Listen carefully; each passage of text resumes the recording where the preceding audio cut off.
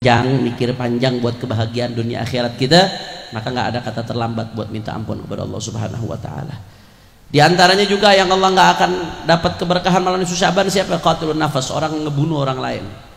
Yang ngebunuh orang lain selama dia nggak tobatnya ngebunuh orang lain tuh imma dia minta maaf sama keluarganya, atau dia bayar denda kalau diminta denda, atau diproses hukum.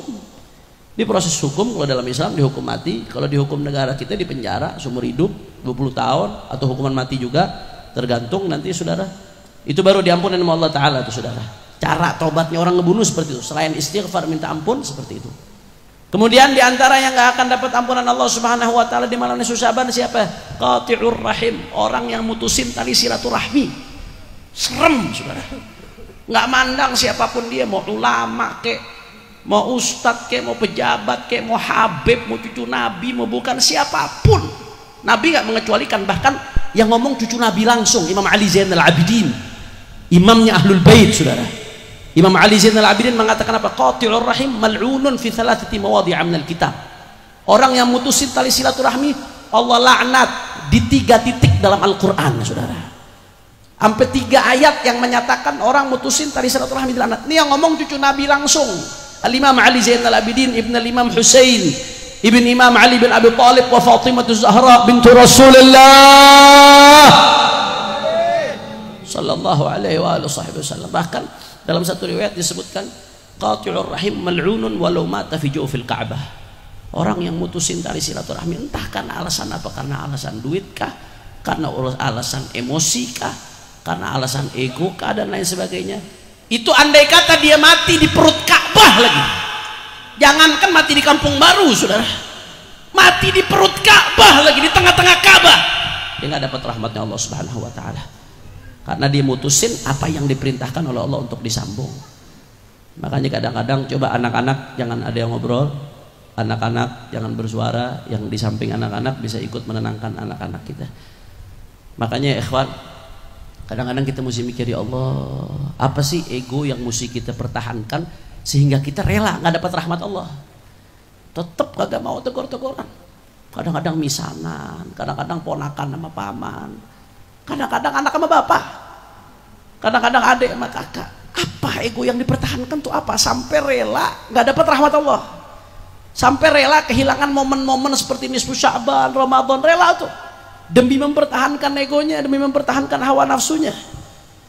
Makanya saudara, ini begitu saya ngomong begini nih, pasti setan-setan bisik nih, oh kalau gue salaman duluan, maafin duluan, nanti urusannya makin gede kepala itu orang, wah makin injek-injek wah urusannya nih. Kalau gue maafin duluan, wah gengsi, enak aja siapa dia. Itu matematikanya setan.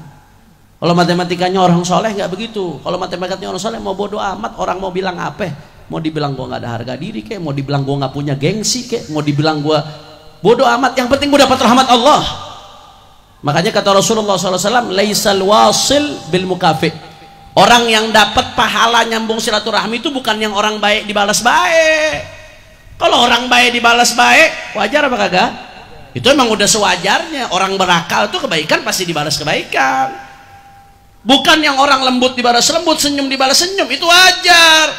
Al-wasil, orang yang betul-betul nyambung tali silaturahmi, yang manakala ada orang mutuskan kita sambung, itu baru kata Nabi nyambung tali silaturahmi saudara. Itu yang dapat pahala yang disebutkan oleh Rasulullah SAW. Man ahabba, barang siapa yang ingin an yuwassa'ulahu fi rizqih wa yunsa'alahu fi ajalih falyasil rahimah. Siapa yang ingin, kama qala sallallahu alaihi wasallam, dapat murah rezeki, diluaskan rezekinya, dipanjangkan umurnya, makanya hendak nyambung tali silaturahmi. Kira-kira jelas apa kagak? Maka sebelum nisfu Sya'ban yang mesti kita perhatiin, ayo sambung silaturahmi yang udah terputus. Biarin mau orang kata apa, biarin, yang penting kita dapat rahmat Allah. La yazdadul abdu bil afwi illa izzan wa syarafa. Kata Nabi SAW, orang kalau ngasih maaf atau minta maaf, hamba yang melakukan itu mungkin di mata manusia dianggap nggak ada harga dirinya, tapi bagi perspektif Rasulullah, hamba yang minta maaf duluan atau yang ngasih maaf duluan tidak bertambah kecuali kemuliaan, tidak bertambah kecuali keagungan. Minta maaf duluan gengsi, berat, ego, hawa nafsu dipertahankan. Ya memang setan pengennya kita gak dapat rahmat Allah. Bagaimana caranya setan akan ngasih alasan di kuping kita, jangan, nggak perlu sambung, emang mesti dikasih pelajaran tuh, nggak usah ditegur, bla bla bla bla. Emang setan udah sumpah buat begitu. Setan itu udah sumpah bagaimana caranya kita masuk neraka, saudara. Makanya segala langkah untuk memutuskan kita dengan rahmat Allah itu bakal dikerjain sama setan. Maka kita lawan. Kita pakai matematikanya orang saleh, kita pakai perspektifnya baginda Nabi besar Muhammad sallallahu alaihi wasallam. Perspektifnya Nabi bagaimana? La yazdadul abdu bil afwi illa izzan wa syarafah. Hamba tidak bertambah dengan memberikan maaf atau minta maaf kecuali kemuliaan dan keagungan dari Allah Subhanahu wa taala. Kira-kira jelas apa kagak?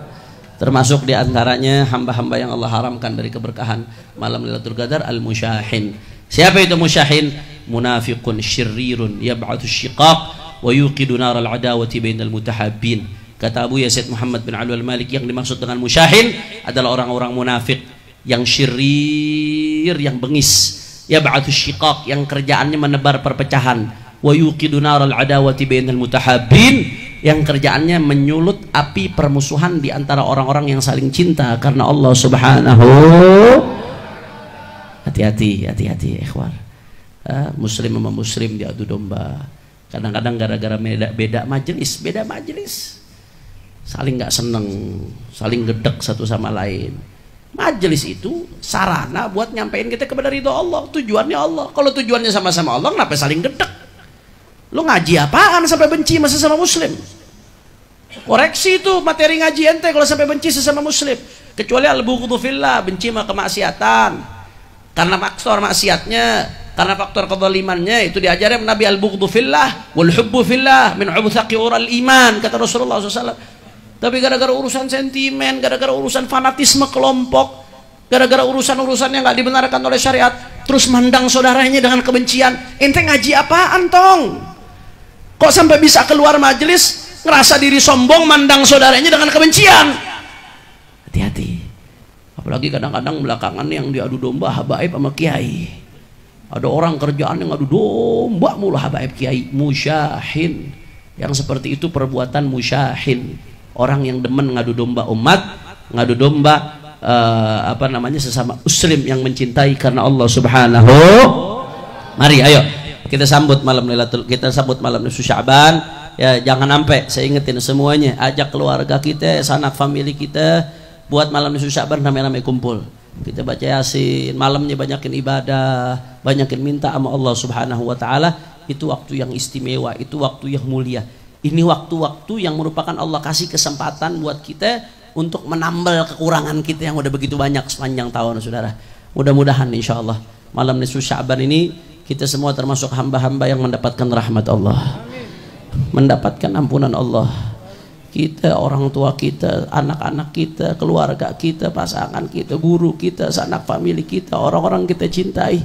Mudah-mudahan itu malam termasuk yang dapat pembebasan dari api neraka, termasuk Allah yang Allah kasih stempel bebas dari api neraka. Amin ya rabbal. Yang kedua, saudara, bentar lagi kita nyambut Ramadan. Orang-orang soleh ini kalau udah mendekati Ramadan girang luar biasa.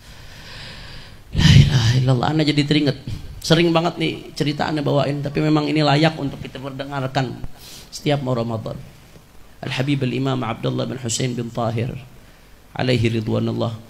Itu kalau udah mau nyambut Ramadan, dikumpulin anak-anaknya, ditanyain, ente mau nambah amal apa? Ente mau nambah amal apa? Ente mau nambah amal apa? Ente mau nambah amal apa? Dikumpulin satu-satu tuh anak-anaknya. Akhirnya anak-anaknya satu-satu jawab, iya abah, saya mau nambah ini, mau baca Qur'annya sekian kali hatam. Ya abah, saya mau nambah amal ini, saya mau nambah. Satu-satu anaknya jawab. Begitu anak-anaknya semua udah jawab, Habib Abdullah bin Husain bin Tahir nangis. Nangisnya gara-gara apa? Padahal kan anaknya udah bagus, positif jawabannya.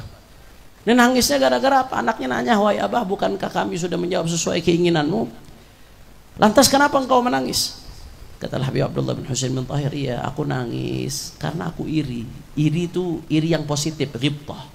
Ada iri yang negatif, ada iri yang positif. Kalau iri yang negatif tuh orang dapat apa, hati kita panas, kesel, berharap kenikmatan itu hilang dari dia. Saudaranya dapat rezeki, panas. Sorenya dibully